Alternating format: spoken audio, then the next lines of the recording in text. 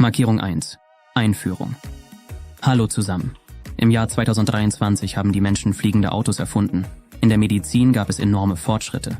Und in Afrika existieren immer noch primitive wilde Stämme. Viele von ihnen praktizieren schreckliche Rituale. Sie erfahren, welcher Stamm sich selbst als Himmelswesen betrachtet. Warum Frauen Männern die Finger abhacken und daraus Perlen machen. Sowie über den Stamm der Beschneidung ohne Betäubung durchführt. Markierung 2. Allgemeine Informationen. Von 1 Milliarde Menschen auf dem afrikanischen Kontinent sind etwa 5 Millionen Vertreter alter wilder Stämme. Sie sind sehr misstrauisch gegenüber der modernen Gesellschaft und möchten die Zivilisation nicht in ihr Leben lassen. Insgesamt gibt es auf dem Kontinent etwa 3000 Stämme mit verschiedenen Überzeugungen, Ritualen und Erscheinungsformen. Die Ureinwohner beherrschen weder Schreiben noch Lesen. Die medizinische Versorgung ist praktisch nicht vorhanden, wodurch kleine Verletzungen oder Erkältungen oft tödlich enden. Viren aus der äußeren Welt können sie vollständig auslöschen. Aus diesem Grund verbieten einige Länder den Kontakt mit Stammesmitgliedern, um sie nicht mit übertragbaren Krankheiten zu infizieren. Gemeinsam ist allen Stämmen die vollständige Ablehnung des Komforts der modernen Welt sowie die Verehrung von Vorfahren und Gottheiten. Stammesmitglieder beschaffen sich Nahrung durch natürliche Landwirtschaft, nämlich durch Jagd, Fischerei, Sammeln und Viehzucht. Viele Stämme verhalten sich äußerst aggressiv gegenüber Menschen, die nicht zu ihrem Stamm gehören. Daher kann das Leben einiger Völker nicht vollständig erforscht werden. Allerdings gibt es heute immer mehr Informationen über verschiedene Stämme. Dies geschieht durch die Integration von Wissenschaftlern in die Gruppe der Ureinwohner, was manchmal tragisch endet. Aber warum riskieren Menschen ihr Leben und bemühen sich um Kontakt mit den Eingeborenen? Es geht um Neugierde und nützliche Informationen für die Wissenschaft. Jeder solche Stamm hat seine eigenen Bräuche und Besonderheiten, die von Generation zu Generation weitergegeben werden. Menschen aus solchen Gemeinschaften führen ein primitives Leben, was vielen Wissenschaftlern und Historikern bei ihrer Arbeit hilft. Solche Forschungen sind daher für die moderne Gesellschaft wichtig. Und heute werden Sie etwas über einige sehr interessante Stämme aus Afrika erfahren, von denen einige äußerst aggressiv sind. Banusir, Markierung 3. Nuba-Stamm. Der Nuba-Stamm besteht aus etwa 10.000 Menschen, die im Sudan leben. Die Menschen der Hügel, wie dieses Volk genannt wird, unterscheiden sich von anderen Völkern Afrikas durch ihre helle und reine Seele. Die ersten Reisenden, die im letzten Jahrhundert den Stamm besuchten, erzählten von der echten Naivität der Bergnubier, als wären sie große Kinder. Die Ureinwohner lachten viel, hatten Spaß und strahlten Lebensfreude aus. Die Bergnubier lebten im Einklang mit der Natur und miteinander. Sie kannten keinen Neid und halfen immer ihren Stammesgenossen. In dem Stamm war jeder gleich. Niemand hielt sich für besser oder höher gestellt als andere nach dem Status. Die Menschen der Hügel haben eine interessante Heiratsbräuche. In gewisser Weise herrscht in dem Stamm Matriarchat. Es sind die schlanken und schönen Frauen, die sich ihre Ehemänner aussuchen und nicht umgekehrt. Dies geschieht während eines interessanten Rituals. Während eines speziellen Tanzes kann jede der Mädchen einem ausgewählten Jungen das Bein auf die Schulter legen. Dabei sieht er nicht ihr Gesicht, seine Meinung wird nicht berücksichtigt. Aber der Tanz ist nur der Anfang. Danach begann der junge Mann mit dem Bau eines Hauses für ihre zukünftige Familie. Der Bau des Hauses dauerte mehrere Monate, manchmal sogar ein Jahr. Während der Bauarbeiten mussten der junge Mann und das Mädchen getrennt leben. Oft schaffte es das Paar während dieser langen Zeit ein Kind zu bekommen, aber auch diese Tatsache machte sie noch nicht zu einer Familie. Aber das sorglose Leben der Nubier endete. Alles änderte sich, nachdem Touristen ihren Stamm besuchten. Von ihnen erfuhren sie über Geld, innerhalb des Stammes begannen Streitigkeiten und die ersten Scheidungen traten auf.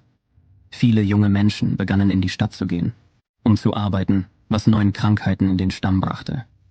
Stammesmitglieder, die zuvor keinen Neid aufeinander empfanden, begannen wegen dieser Situation zu streiten. Markierung 4. Maasai wurden zu den Hauptunterdrückern des Datoga-Stammes, über den Sie später mehr erfahren werden. Sie verachten die Datoga offen für ihre Freundlichkeit und betrachten sie als minderwertig. Die Maasai glauben aufrichtig, dass ihnen alle Reichtümer dieser Welt gehören, weil es so der oberste Gott Enkai wollte. Daher ist es die Pflicht eines jeden Maasai, das Vieh eines anderen zu nehmen. Selbst die Regierung kann den schutzlosen Datoga nicht helfen. Aufgrund des stereotypen Images, das in zahllosen Hochglanzmagazinen, Filmen und Fotos auf der ganzen Welt kursiert, sind die Maasai für alle leicht erkennbar geworden. Berichte machten die Maasai zu Ikonen afrikanischen Traditionalismus und unfreiwilligen Symbolen des Widerstands gegen die Werte der modernen Kultur. Beim Anblick eines tapferen Maasai-Kriegers, gekleidet in leuchtend rote Decken und Perlenverzierungen, entsteht das romantische Bild eines edlen Wilden unserer Tage, das für Touristen so unwiderstehlich attraktiv ist. Das Leben der Maasai wird durch Altersgruppen reglementiert. Die kleinsten Jungen, sobald sie zu gehen beginnen, hüten Lämmer und Kälber. In den afrikanischen Stämmen gibt es ihre eigenen Rituale. Es gibt ein Ritual, bei dem ein Junge durch Umkleiden in eine Frau verwandelt wird. Auch die Prügelstrafe ist verbreitet, die zur Steigerung ihrer Tapferkeit und Ausdauer eingesetzt wird. Mädchen beteiligen sich von klein auf an Hausarbeiten mit ihren Müttern und lernen auch das Kochen. Etwa alle 15 Jahre findet die Initiation einer neuen Generation von Kriegern statt. Bei diesem Ritual durchläuft ein Junge im Alter von 12 bis 25 Jahren einen schmerzhaften Beschneidungsprozess, der ohne Betäubung durchgeführt wird. Nach der Operation tragen die Jungen 8 Monate lang schwarze Kleidung und leben in einer besonderen Siedlung, die von ihren Müttern eingerichtet wird. Die Bewohner müssen die Siedlung selbst verteidigen. Insgesamt führt der Stamm einen vielfältigen Lebensstil. Sie betreiben Viehzucht, Sammeln und Jagen.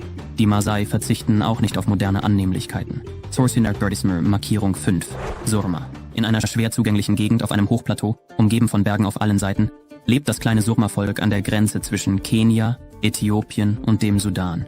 Über sie haben wir in einem unserer früheren Videos berichtet, in dem wir Rituale angesprochen haben.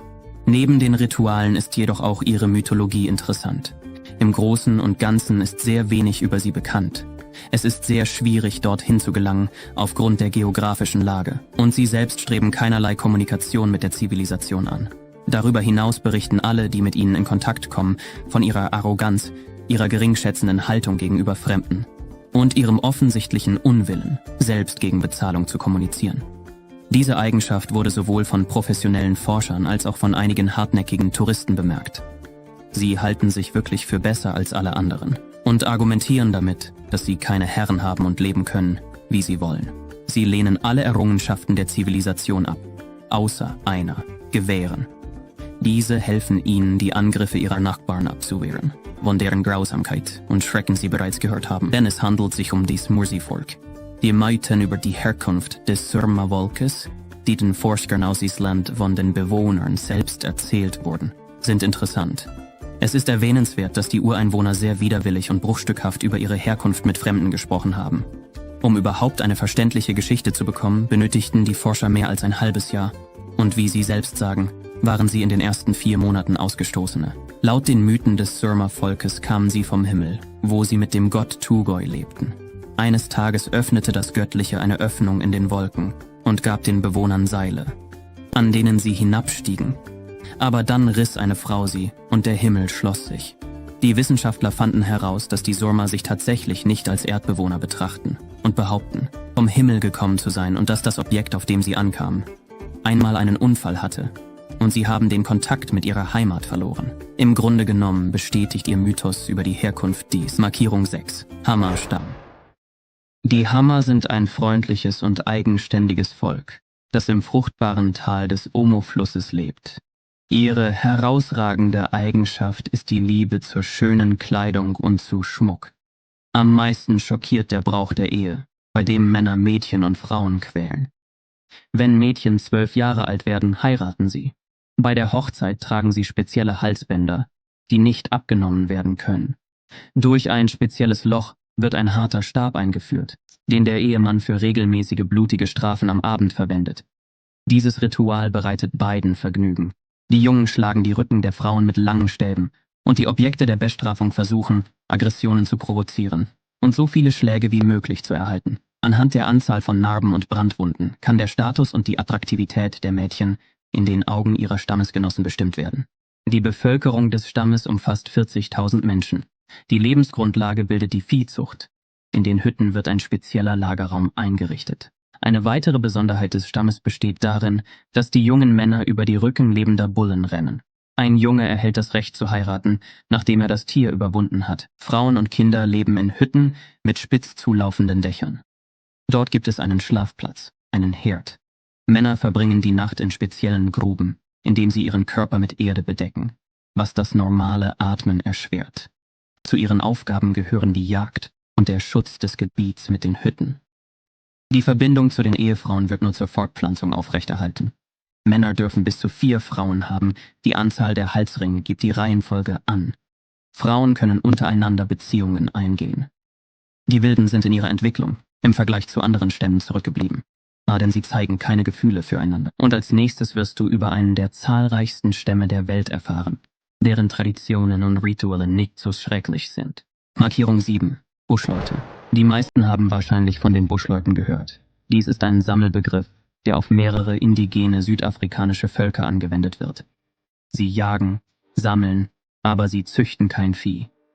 Sie glauben, dass auf der Erde alles gemeinsam ist. Deshalb nehmen sie oft während der Jagd Tiere von ihren Nachbarn weg. Aus diesem Grund wurden die Buschleute allmählich in die Wüste und den Wald gedrängt. Frauen zeichnen sich durch einen gewölbten Bauch und breite Hüften aus. Ihr Aussehen verändert sich stark nach der ersten Geburt. Der Anführer des Stammes gilt als Ältester. Aber Privilegien und Reichtum sind nicht an ihn gebunden. Das traditionelle Gericht ist Buschmannreis, echte Ameisenlarven. Die Buschleute sind ausgezeichnete Kräuterkenner. Sie bereiten Abkochungen und Medikamente zu, die vor Tieren schützen und heilen. Indem sie zu afrikanischen Spezialrhythmen tanzen, geraten sie in Trance. In diesem Zustand hinterlassen die Buschleute unglaubliche Zeichnungen an Höhlenwänden. Die Buschleute leben in Gruppen, die aus mehreren Familien bestehen. Die haben keine Führer, aber jede Gruppe hat einen Schamanen, dem die Fähigkeit zugeschrieben wird, mit Geistern zu kommunizieren, Regen herbeizurufen, Krankheiten zu heilen. Die Gemeinschaft wird durch Paarungen gebildet. Oft ist die Ehe monogam, aber Polygamie kommt vor. Früher war die Brautwerbung verbreitet. Besonders interessant sind die Buschmann-Sagen, die sich in Form und Inhalt unterscheiden. Sie ähneln eher Fabeln und Mythen, in denen die handelnden Personen Tiere sind, von denen die Heuschrecke die wichtigste wurde. Diesem Insekt werden die Schaffung von Sonne, Mond und vielen Tieren zugeschrieben. Die Himmelskörper benennen die Buschleute auch nach Tiernamen.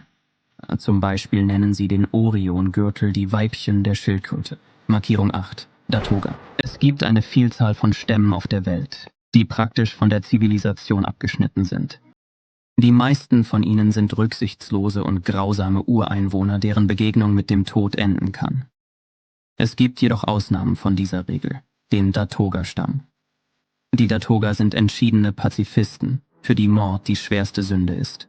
Wer gegen dieses Verbot verstößt, wird aus dem Stamm verbannt. Die Datoga-Stämme werden von ihren Nachbarn geschätzt, über die sie weiter unten hören werden, nämlich den Maasai-Stamm. Über Jahrhunderte hinweg haben aggressive und kriegerische Maasai die Datoga-Siedlungen geplündert, Gefangene genommen und Vieh gestohlen. Treu ihren Prinzipien gegenüber haben die Datoga niemals Krieg geführt.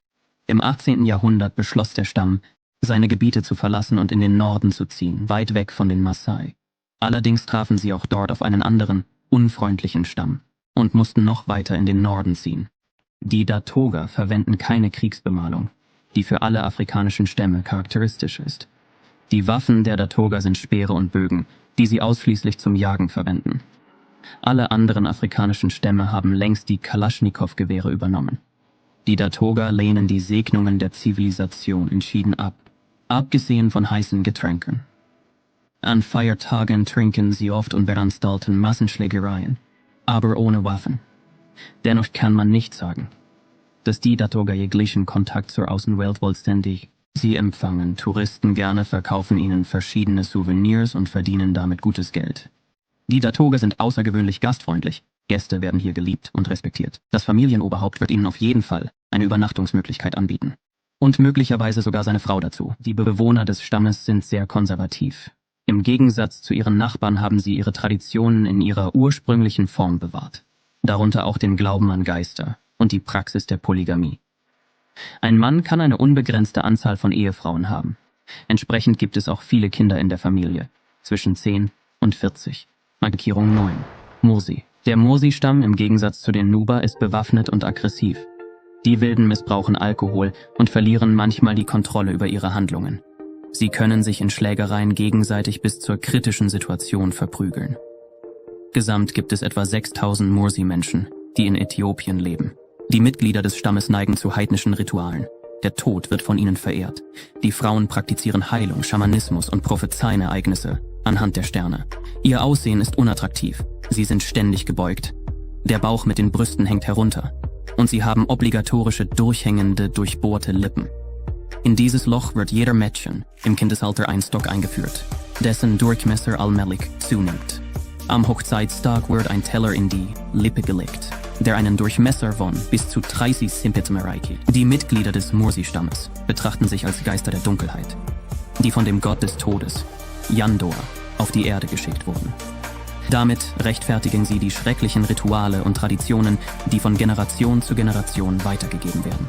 Verstorbene Frauen, die im Leben besonderen Respekt und Anerkennung verdient haben, werden von den Mursi an Bäumen aufgehängt. Die Hände werden ihnen zuvor abgeschnitten. Andere Verstorbene dienen als Nahrung oder Rohstoff für Schmuck und magische Zubereitungen. Die Frauen haben keine Haare auf dem Kopf. Sie machen sich Kopfbedeckungen aus Fell, Schwänzen, Zweigen und trockenen Beeren. Die Blutrünstigkeit wird dadurch bestätigt, dass verheiratete Mursi-Damen für sich selbst Perlen aus echten Fingerknochen herstellen, die von straffälligen Ehemännern abgeschnitten wurden. Diese Körperteile werden mit menschlichem Fett eingerieben, was einen übel riechenden Geruch ausstrahlt. Es ist erstaunlich, wie schrecklich die Rituale solcher Stämme sein können. Aber nicht alle Gemeinschaften sind so aggressiv und furchterregend. Markierung 10. Andere. In der Welt, ebenso wie in Afrika, gibt es viele erstaunliche Stämme, die ein primitives Leben führen. Fast alle Stämme unterscheiden sich durch ihre Rituale und Überzeugungen. Es sei darauf hingewiesen, dass viele Stämme keinen Kontakt aufnehmen und sich gegenüber Fremden sehr aggressiv verhalten. Also sei vorsichtig, wenn du zum Beispiel nach Afrika reisen möchtest. Vielen Dank fürs Zuschauen.